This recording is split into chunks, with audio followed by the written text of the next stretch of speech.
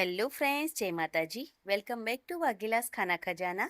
Friends, શું તમે પણ એ 90% લોકોમાં છો જે લીંબુ, ખાંડ અને પાણી મિક્સ કરીને વિચારે છે કે લીંબુ શરબત તૈયાર થઈ ગયો? તો સાચું કહું તો તમને એક સિક્રેટ ટ્રીક વિશે ખબર જ નથી કે અસલી લીંબુનો શરબત કેવી રીતે બને છે. તો માત્ર 2 જ મિનિટમાં આજે આપણે નવી રીતે લીંબુનો શરબત બનાવીએ. ફ્રેન્ડ્સ, રેસીપી પસંદ આવી તો ચેનલને સબસ્ક્રાઈબ કરજો, લાઇક કોમેન્ટ શેર જરૂરથી કરજો. તો સૌથી પહેલાં આપણે ચાસણી બનાવીશું. ચાસણી બનાવવા માટે ગેસ પર કઢાઈ મૂકી તેની અંદર 2 વાટકી ભરીને ખાંડ ઉમેરીશું.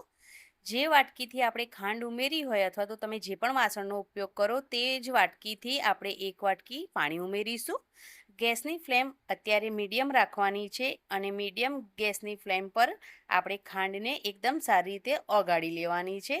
તો માત્ર થોડી જ મિનિટોમાં ખાંડ એકદમ સારી રીતે ઓગળી અને રેડી થઈ જશે. આ જે ચાસણી છે એમાં આપણે કોઈ પણ પ્રકારનો તાર નથી બનાવવાનો. હવે થોડી ચાસણી વાટકીમાં લઈશું અને આ રીતે હાથેથી ચેક કરી લઈશું. તો થોડી ચાસણી ચીકણી જેવી લાગે એટલે આપણી ચાસણી રેડી થઈ ગઈ છે. હવે આ ચાસણીમાં અડધી ચમચી જેટલા લીંબુના જે ફૂલ આવે તેને એડ કરીશું અને એકદમ સારી રીતે લીંબુના ફૂલને મિક્સ કરી લેવાના છે. લીંબુના ફૂલ ઉમેરવાથી ક્રિસ્ટલાઇઝેશન નહીં થાય એટલા માટે લીંબુના ફૂલ ઉમેરી 1 મિનિટ તેને એકદમ સારી રીતે મિક્સ કરી ગેસની ફ્લેમ બંધ કરીશું અને હવે જે આ ચાસણી છે તેને બીજા બાઉલમાં કાઢી અને ઠંડી થવા માટે મૂકી દઈશું.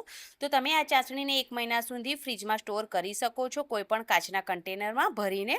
ચાસણીને હવે સાઈડ પર મૂકીશું અને મિક્સર જાર લઈશું. ધોઈને સાફ કરેલા 2 આખા લીંબુ ઉમેરીશું અને 5 થી 6 કટ કરેલા લીંબુ ઉમેરીશું. તમે લીંબુની છાલ રિમૂવ કરીને પણ ઉમેરી શકો છો. હવે 1 ગ્લાસ જેટલું પાણી ઉમેરીશું અને 1 ચમચી ભરીને અહીંયા સંચળ પાવડર ઉમેર્યો છે. તમારી પાસે સંચળ પાવડર ન હોય તો તમે સાદું મીઠું પણ ઉમેરી શકો છો. હવે 1 વાટકી ભરીને જે આપણે ચાસણી બનાવીને રેડી કરી છે તેને ઉમેરી દેવાની છે અને થોડા ઉમેરવાના છે બરફના ટુકડા.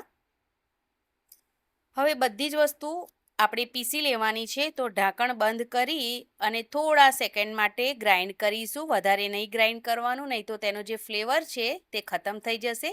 હવે એક મોટા બાઉલ ઉપર ગરણી મૂકીને જે આ પીસ્યું છે તેને ગાળી લઈશું. મિક્સર જારમાં પણ 1 ગ્લાસ જેટલું પાણી ઉમેરી આ રીતે હલાવી તેને પણ આપણે ઉમેરી દેવાનું છે અને તેને પણ આપણે ગાળી લેવાનું છે. ફ્રેન્ડ્સ, ગુજરાતમાં એક શહેર છે જેમાં આ જ રીતે લીંબુનો શરબત બનાવવામાં આવે છે. તમને નામ ખબર હોય તો તમે મને કોમેન્ટ બોક્સમાં જરૂરથી જણાવજો.